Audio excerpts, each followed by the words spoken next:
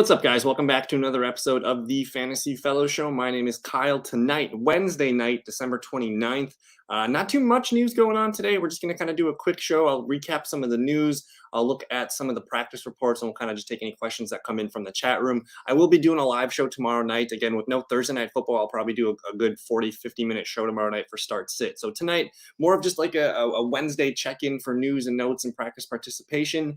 As far as the main headline today, I think the big one was Adam Thielen got put on the IR list with his ankle injury. So he's done for the year, even if they make the playoffs. I think he's already been on that once, so he's not coming back this year. So that was the main news. The Vikings also activated Dalvin Cook from the COVID list here. So he's on track to play this week. Again, with that new 5-day window that the NFL has implemented here, you're going to see a lot of players come back a lot quicker. So that is good news here. Also on the Vikings, the tight end Tyler Conklin did not practice today with a hamstring, so we're watching that. That might actually make KJ Osborne an interesting waiver wire option if you need a wide receiver. Some of the other major headlines today: Lamar Jackson got in a limited practice today, which is an improvement. That puts him on track to play this week, so it's feeling good for him. Ramondre Stevenson, the Patriots rookie running back, is activated from the COVID list. The Packers getting Marquez Valdes-Scantling back from the COVID list. Adrian Peterson, we kind of forgot that he's with Seattle, but he was actually sent to IR. I think his season is done. Probably gonna call it quits after this. With the New Orleans Saints, they brought Taysom Hill back from the COVID list. Quarterback for the Bears, Justin Fields, who's our cover poster for our thumbnail for today's video. Justin Fields got a limited day on Wednesday here, so he's on track to play. I feel good about Justin Fields for sure as a QB2 super flex play. He might even be a fringe QB1. You got Antonio Gibson being limited today with a hip injury, and then Jared Goff not practicing with a knee injury, but the positive for Detroit. DeAndre Swift practicing in full. So Dalvin Cook, what's going on, Daniel? Dalvin Cook is back. I think I don't see it with 1 week left. Maybe if you play Keeper League or Dynasty League, you're going to hold on Madison. But if you're just playing straight redraft, I don't see the need to hold on to Dalvin Cook. I don't see the need to hold on to Alexander Madison. You're going to want to use Cook. So I think Madison can be let go in redraft leagues for sure. Let me see what other news and notes we got. Drew Lock limited today with an ankle injury. Javonte Williams limited with an ankle injury. I was looking at some of the rushing and just the fantasy running back stats, and Javonte Williams, guys, he's a top 10 rusher in the NFL as a rookie in a split with Melvin Gordon. So pretty impressive stuff. I think I'm going to be very high on Javonte Williams next year. Melvin Gordon limited today with a thumb injury and a hip injury. Let me see what else we got here. The Chiefs are getting back Jerick McKinnon. I don't know if this matters too much. They did lose Clyde Edwards-Helaire to a shoulder injury. I think Clyde Edwards is probably not going to play the next 2 weeks here. The Chiefs are on track for the number 1 seed, so that could be a nice 2 to 3 week, rest for Clyde Edwards-Helaire. So Darrell Williams needs to be probably a must start this week, I think, as a running back too. The Saints are getting Adam Troutman back from the COVID list here. Let me see what else we got. Of course, Taysom Hill activated. Dalvin Cook limited in practice today. He should be good to go. Looking around here. Nelson Aguilar did not practice today. Again, Justin Fields limited. Antonio Gibson limited. No Tyler Conklin today. Cowboys getting back their left tackle, Tyron Smith, probably. That could be a huge boost for Ezekiel Elliott this weekend. They've been without him the last 2 weeks, and we kind of haven't really seen much running success from Dallas. It's all been through the air. So I think Tyron Smith coming back is going to help that running game. The Lions, again, no Jared Goff today, but you get DeAndre Swift. I think if you have DeAndre Swift, and especially if it's PPR league, you're going to want to plug him in there as a running back too, with that upside again. As long as he's catching passes from Jared Goff, it should be a good game, but we just got to watch Jared Goff's status. Let me see what else we got here. I kind of really dig that there's no Thursday night game. We don't have to sweat too much of this stuff. But the Eagles, Jalen Hurts, limited with an ankle injury. I think this is just kind of a maintenance type situation.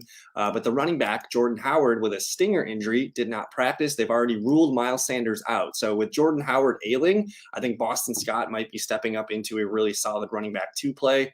Any update on Aaron Jones's knee? I haven't heard anything. I just think it's that time of season where he hurt the knee, a month and a half ago. I think they're being more cautious with Aaron Jones, especially on Wednesday. Wednesday's not a really big practice day. I think Thursday and Friday are the most important days. So I did not see anything on Aaron Jones. Let me just actually type in Aaron Jones here and see if there was a blurb typed up. Let me see. I'm not seeing any news and notes from today. I'm looking at the practice reports for GB, and they put him as limited practice. So I think no news is kind of good news for Aaron Jones. He should be fine. Is he sharing more reps with Dillon because of that? I think so. I think it's a multitude of things. AJ Dillon, like so in the I think it was the one true game where Jones didn't play. AJ Dillon looked great. AJ Dillon's playing really good football right now. So I think for them, the Packers have that marathon mentality where they're going to be playing a few games in January, and he'll be trying to play till February. So I think to limit Aaron Jones, use the big bruising back AJ Dillon.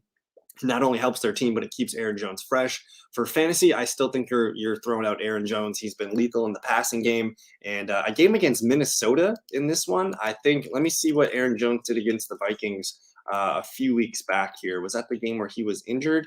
Yeah, so Aaron Jones did miss the Minnesota Vikings game. That was the only game that he's missed all year. But AJ Dillon in that game, AJ Dillon went 11 carries for 53 yards, 6 for 44 as a receiver. So I do think you can run the ball and be productive as a running back against the Vikings. In terms of fantasy points allowed, the Vikings are giving up, let's see, where are they? They're giving up the 13th most PPR points to the running back position. So it is a good matchup, even for both backs. I think if you view Aaron Jones as like a fringe top 10, top 12 back, AJ Dillon's still a top 20 type running back. And just from the early weather reports, it sounds like it's going to be a really cold game in Green Bay. So you might see more emphasis on the run game than normal. Again, it's in Green Bay. It's a Sunday night football game. And I'm seeing like lows of like 4 degrees, and that's without the wind chill. So it's going to probably be a below freezing game. I'm with Aaron Jones, Rojo, Javante for 2 spots. He's not, I wouldn't say he's losing his job. Let me even look up, let's go to Pro Football Reference real quick. I'm just curious about the snap counts in this last game that they played here. Where are we against the Browns? In terms of snap counts, let's see. Aaron Jones still got 33 snaps compared to AJ Dillon's 26, so he's still getting more snaps than him. And then as far as receiving workload, I think that's the most important thing for Aaron Jones. AJ Dillon as a receiver, he caught 3 of 3 targets, and Aaron Jones caught 5 of 6 targets. So even in a PPR setting, I think you have to continue to use Aaron Jones. He's a huge part in the game, and especially if it's going to be really cold in this one, I think you might see some shorter passing. But Aaron Jones out snapped him, he out carried him, and he was out targeted and out caught him as well. So still more productive than Dillon. I'm not too afraid here. I think looking at these 2 running backs, the Ronald Jones matchup's really, really good this week against the Jets. I think he's the guy that you probably have to play. I really like Javante Williams as well against the Chargers. They're one of the worst defenses against the run too. So if there's a way for you to get all 3 of these guys in your lineup, I think I totally would do that. It doesn't matter who you flex, but I think probably one thing that I like to do when comparing a running back to a wide receiver is I want a running back that's going to get the ball at least 15 times in a game. Aaron Jones, 12 carries and 5 catches last week. That's 17 touches. He's usually good for 15 to 20 touches. So, and then we always know the opportunity for a touchdown in that Packers offense is pretty good. So I would say you have 3 really, really good running back weapons there. I would try to get them in, one of them flexed if you need to. But I'm just looking around for any other player news and injury updates. Again, I was just planning tonight to be a quicker video. We will do a full start sit video tomorrow night. I have some Cardinals news here that Zach Ertz limited with a hamstring and Chase Edmonds limited with a back injury. I didn't see anything on James Conner. It looks like James Conner was a DNP at practice today. He's a game time decision. Let me just double check this. James Conner. So he's labeled as a did not practice, but they're listing him as day to day. So as long as he gets a practice in Thursday or Friday, I'm feeling good about James Conner. Let me see if there's any other news here. We'll move to the next page here. A couple Saints guys.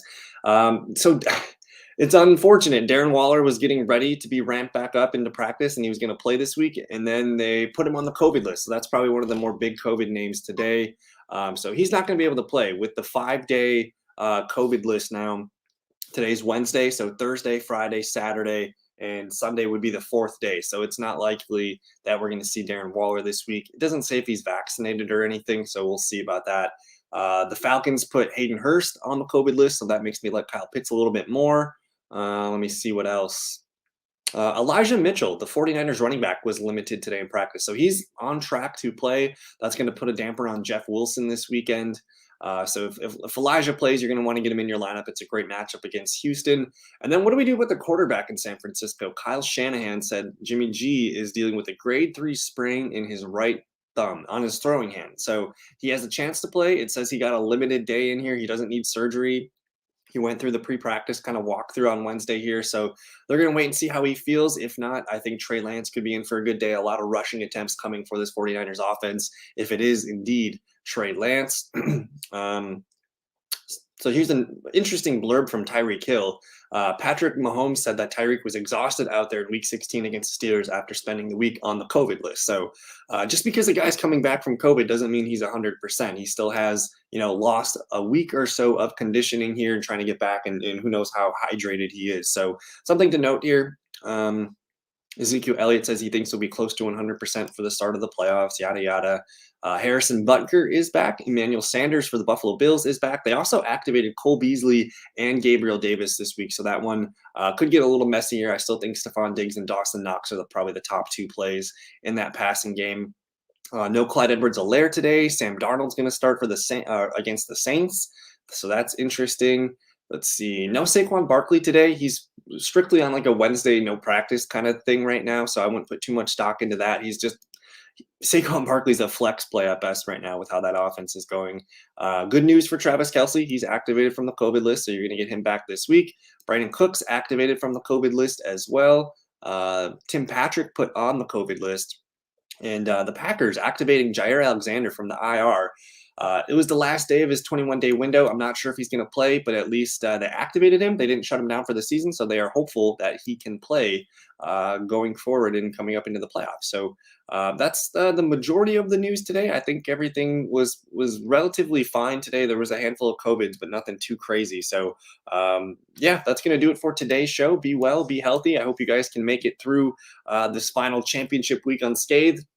Again, I will be doing a show tomorrow night, Thursday. I think I'll go live around 7 o'clock. We'll hang out for a half hour, 40 minutes or whatever you need. So come with your questions. And I don't know. Thank you guys for watching. Subscribe if you're new to the channel and take it easy. Peace.